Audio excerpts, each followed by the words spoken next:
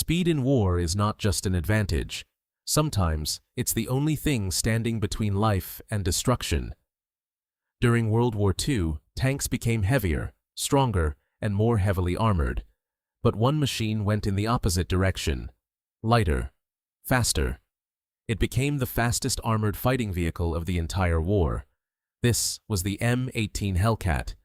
But to achieve that speed, its designers sacrificed the one thing every tank needs most: protection. By the middle of World War II, warfare had changed completely. The early years of the war had proven one thing: tanks were becoming more important than ever. As the conflict continued, nations began building larger and more powerful machines. Armor became thicker. Guns became bigger. Every new generation of tanks seemed more dangerous than the last. German vehicles like the Panzer IV and the Tiger could be extremely difficult to destroy. A direct confrontation with these machines was often a deadly gamble. The United States Army understood that it had a problem. Trying to out-armor or outgun every enemy tank would take time, and on a rapidly changing battlefield, time was a luxury that no army could afford. So instead of building a heavier vehicle, American planners began thinking differently. What if a vehicle didn't need thick armor? What if it didn't need to fight enemy tanks head-on? What if it could simply move faster than the enemy expected? A new idea began to emerge: a machine that could strike quickly, disappear just as fast, and use speed as its greatest weapon. That idea would eventually become one of the most unusual armored vehicles of the Second World War. The idea sounded simple. If enemy tanks were becoming too powerful to fight head-on, then perhaps speed could become a weapon of its own. The United States Army wanted a vehicle that could move rapidly across the battlefield, reach threatened areas quickly, and destroy enemy armor before disappearing again. This concept became known as the tank destroyer doctrine. Instead of heavily armored vehicles, these machines would rely on mobility and aggressive tactics.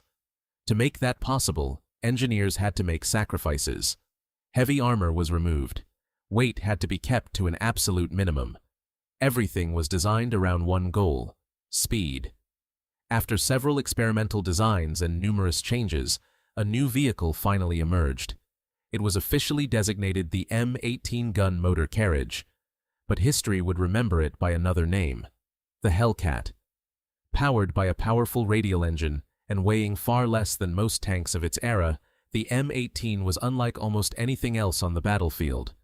On roads, it could reach speeds that seemed almost unbelievable for an armored vehicle.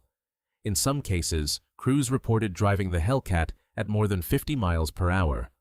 For comparison, many of the tanks it faced could barely reach half that speed. The M18 was not designed to survive enemy fire. It was designed to avoid it entirely. Its greatest armor was its ability to move faster than almost anything that could shoot at it. But how did the M18 Hellcat compare to the other armored vehicles of World War II? The Hellcat's greatest advantage was simple: speed. With a top speed of around 55 miles per hour, it was one of the fastest tracked armored vehicles of the entire war. But speed came with a cost. Unlike the German Tiger I, which relied on thick armor and a powerful gun, the Hellcat was lightly protected. The Tiger could survive hits that would destroy the M18. But the Tiger was heavy, slow, and difficult to move. The Hellcat followed a completely different philosophy. It did not need to absorb enemy fire. It needed to avoid it. Compared to the M4 Sherman, the Hellcat was less versatile but much faster. The Sherman was built to do many jobs, while the Hellcat had one purpose: find enemy tanks, strike quickly, and disappear before the enemy could react. The M18 was not the strongest tank destroyer of World War II. It was not the best armored, but it was one of the fastest, and that speed made it a unique weapon on the battlefield. So, was the M18 Hellcat the perfect tank destroyer? Not exactly. It was lightly armored, and its open turret made the crew more vulnerable than in many other armored vehicles.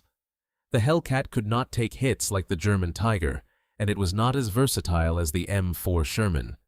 But that was never its purpose. The M18 was built around one idea: speed. It could move quickly, strike enemy tanks, and reposition before the enemy had time to react. In a war where many vehicles became heavier and slower, the Hellcat chose a different path. It proved that sometimes the best protection on the battlefield was not more armor. It was the ability to move faster than the enemy could respond. The M18 Hellcat was not the strongest armored vehicle of World War II, but it became one of the fastest and one of the most unique.